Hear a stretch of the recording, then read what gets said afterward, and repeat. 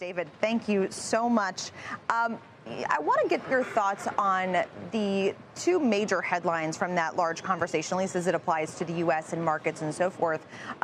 Jay Powell saying he does believe there is more restriction coming. While policy is currently restrictive, it may not be restrictive enough. And he said that he wouldn't rule out the idea of consecutive rate hikes from here, that this current pause isn't indicative, that we can see kind of an every other meeting phenomenon. And then also that he sees that 2% target for core CPI, for core inflation, not being attainable until 2025. What do you make of some of those headlines from the conversation today?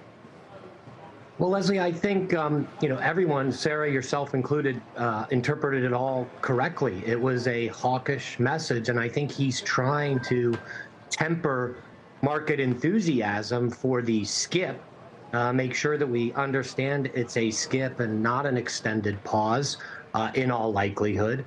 I think that was what the two consecutive meeting statement was all about. And I also think the core PCE, which they focus on, which has been steady now for 5 months at 4.7%, even as headline inflation has come down dramatically, it's giving them trouble. It's concerning. And I think he's expressing that concern and telling you that they have a reasonably long journey ahead and trying to prepare the market for that. And that's a message I don't know they like to hear. Do you think, well, the markets are kind of mixed today, and do you think that they are already priced into that hawkishness? Do you think they're really internalizing what he's saying? I don't, Leslie. I think the market has a slightly more optimistic view. And look, Jay said that before, earlier in the year, when he was asked about the discrepancy between their forecast and the street's forecast. He said, well, the street just has a different forecast than we do, and they're more optimistic on how quickly inflation can come down. And the reality is, for core, it hasn't come down as fast as people thought. And even the Fed had to raise their core PCE forecast by 0.3 for the end of the year, from 3.6 to 3.9 in the June dots from the March dots, because it's not moving as quickly. And that's the real frustration factor. I think that's what's getting under the skin of the FOMC.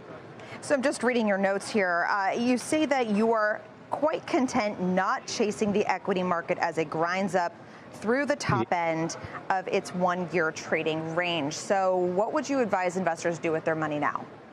Well, Leslie, we've been, talking all year and on this show and others about the high yield credit markets and why that likely is a safer, on a risk-adjusted basis, return than going all in on the equities. We like being risk on. We don't think it's, end of the world kind of stuff. Do think we're largely in a range, even though we're pressing the upper ends of that range.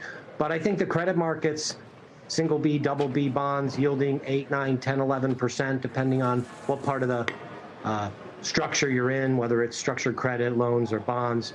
I think they offer a great opportunity for investors to not be fully committed to the equity trade as we go through a more tumultuous time into the end of this year and beginning of next year, and as those rate hikes begin to bite a little bit more, and the Fed likely, honestly, has to do a little more.